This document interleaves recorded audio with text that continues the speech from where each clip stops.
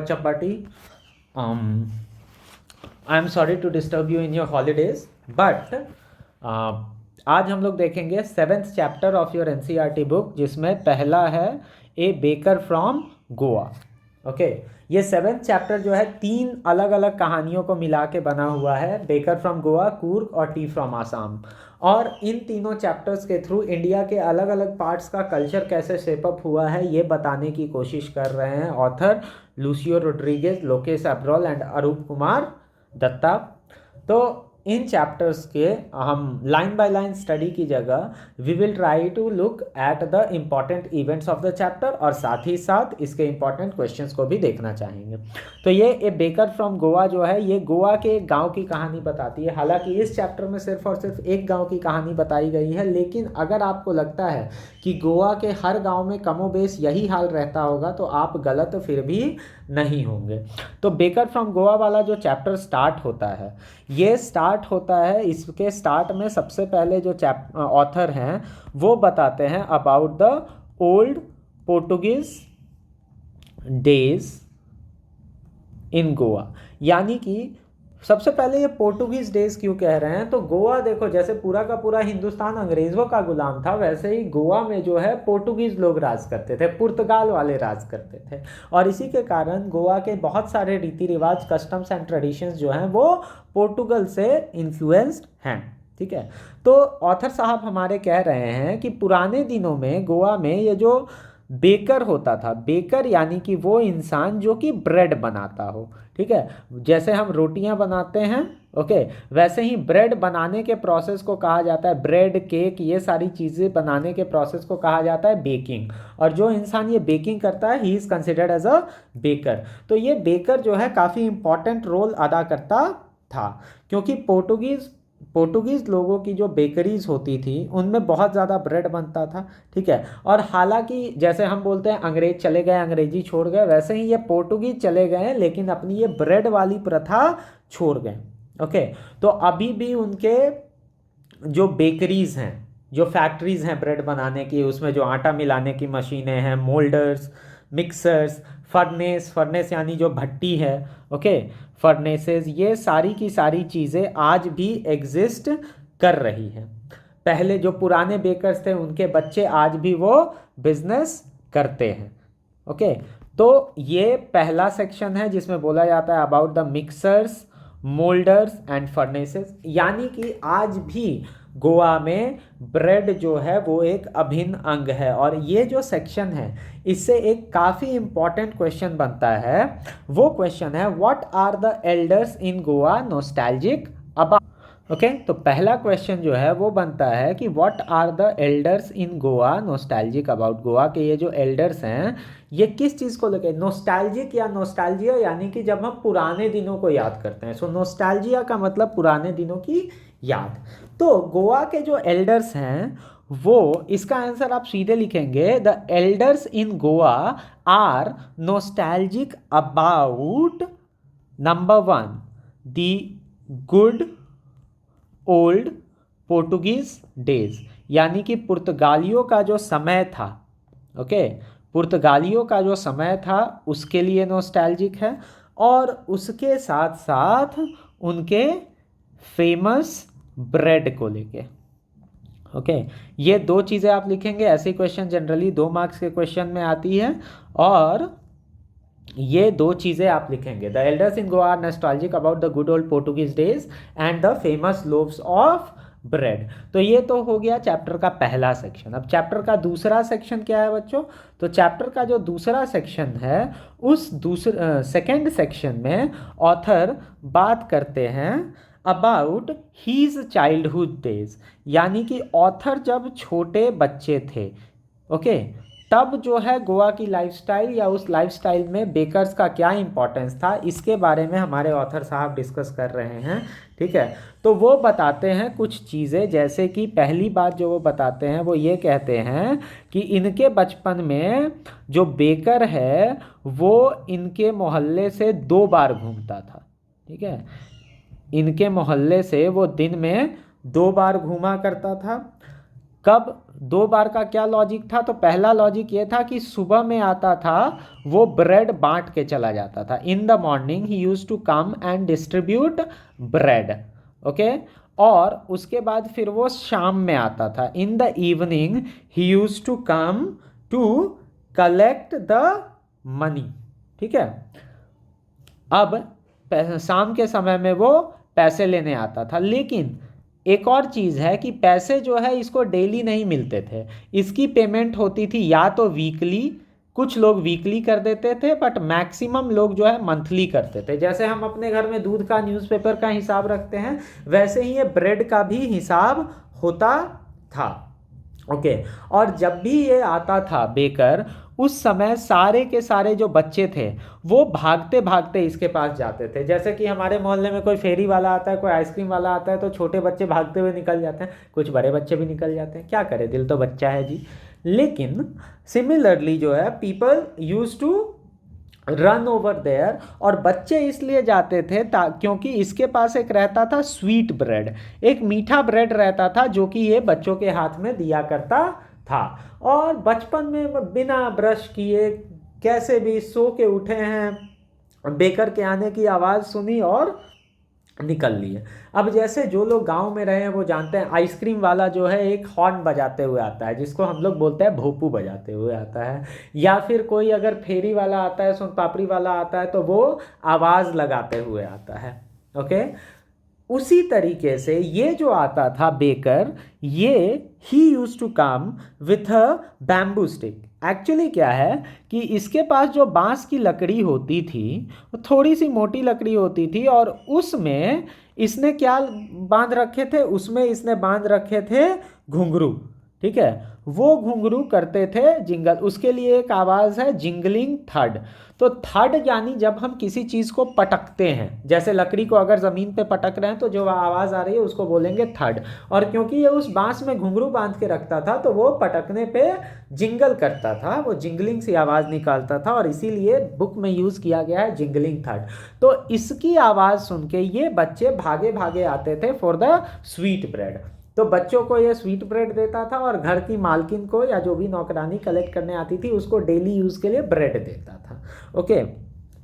तो ये है इनके बचपन की कहानी। अब सुबह में जब वो बेकर आता था तो क्या सीन होता था? Let us see in our next part, next point, bakers morning arrival. यानी कि बेकर जो सुबह में आता था तो फिर क्या सीन होता था? ये अपने सर पे एक बड़ी सी टोकरी लेके आता था। The baker use to come with a huge basket, और जहां भी इसको सामान देना होता था अपने उसी बांस पे उस बास्केट को टिकाता था, ओके। और घर की जो मालकिन होती थी उनको बोलता था, he use to call the lady of the house, उनको बोलता था गुड मॉर्निंग मैडम, और उसके बाद साथ साथ वो ब्रेड देता था। बच्चे उसके आसपास इकट्ठा हो जाते थे स्वीट ब्रेड के लिए। कहीं पे एक जगह बुक में लिखा हुआ है for the sweet bread bangles. तो ब्रेड बैंगल कोई रॉकेट साइंस नहीं है, बेसिकली वो गोल ब्रेड बनाता था मेंदू वड़े की तरह, मतलब ऐसा चूड़ियों जैसा, या फिर ऐसा ब्रेड बनाता था जिसके बीच में होल टाइप का रहता था, ठीक है। और बच्चे जो है वो लेते थे वो ब्रेड बैंगल्स और खाने लगते थे, ठीक है। जनरली वो ब्रेड बैंगल्स किसके साथ खाते थे? विथ टी, चाय के साथ खाते थे। अब बोलोगे बच्चे चाय नहीं पीते, वहाँ के बच्चे पी लेते थे, वहाँ का मौसम ऐसा था, ओके। तो ये इतने पार्ट में बताया गया है डेली रूटीन, राइट। अब डेली रूटीन के जगह कुछ फेस्टिवल्स में क्या इंपॉर्टेंस होता था गोवा के बेकर्स का, वो देखेंगे हम नेक्स्ट सेक्शन में, ठीक है। तो हमारा नेक्स्ट सेक्शन हो जाता है importance of bread in ceremonies, ठीक है। सेरेमनी यानी कि इसमें कोई भी फंक्शन आ गया, जन्म से लेकर श्राद्ध तक के सारे फंक्शन को हम एक शब्द से डिनोट कर सकते हैं, वो होता है सेरेमनी, ओके। तो शादी वगैरह में क्या होता था? शादी वगैरह में जैसे हमारे यहाँ शादी वगैरह में क्या होता है, नाई आता है, वो हर किसी को न्योता देता है, ओके। पंडित आते हैं, वो शादी के मंत्र पढ़ते हैं, ठीक है। कुम्हार आता है, वो बर्तन देता है। वैसे ही इनके यहाँ क्या होता है, इनका रिवाज ये है कि जो बेकर होता है वो एक स्पेशल ब्रेड बनाता है जिसको बोलते हैं बोल, ठीक है। उस ब्रेड का नाम है बोल, और वो स्वीट ब्रेड जो है वो घर में खिलाया जाता था, ठीक है। और तो और जब इंगेजमेंट होती थी, यानी कि लड़की की जो रिंग सेरेमनी हो रही है, या फिर कहो कि शादी की बात जब पक्की हो रही है, तो उस खुशी में जो लेडी ऑफ द हाउस होती थी, यानी कि जो घर की मालकिन होती थी, या फिर दूसरे शब्दों में कहे तो जो दुल्हन है, जो ब्राइड है, उसकी जो माता श्री होती थी, उनका क्या काम था, वो सबके लिए सैंडविच बनाती थी, ठीक है। हमारे यहाँ मिठाई खिलाते हैं लोग, सैंडविच खिला के काम चला देते हैं, उनके रीति रिवाज, ठीक है। और साथ ही साथ बाकी जो फंक्शन होते थे, बाकी जो त्यौहार होते थे, जैसे कि क्रिसमस हो गया, ठीक है, तो क्रिसमस में केक या फिर एक स्पेशल डिश होती थी जिसका नाम था बोलिन्हा, ठीक है, बोलिन्हा। ये सारी की सारी चीज़ें जो है वो बेकर ही बनाता था और ज़रूरी होती थी, मतलब कि एकदम मैंडेटरी होती थी। तो ये तो हो गया सेरेमनीज में ब्रेड का क्या इंपॉर्टेंस है। इसके साथ साथ अब थोड़ा सा बेकर का कैरेक्टर के जो है लास्ट सेक्शन में दिया गया है कि बेकर जो था वो आखिर दिखता कैसा था, ठीक है। तो ये जो बेकर होता था, ये बेकर लोग पहनते थे एक वन पीस, ठीक है। वन पीस यानी कि जो एक ही क्लोथ से बनाया जा सके लंबा कपड़ा।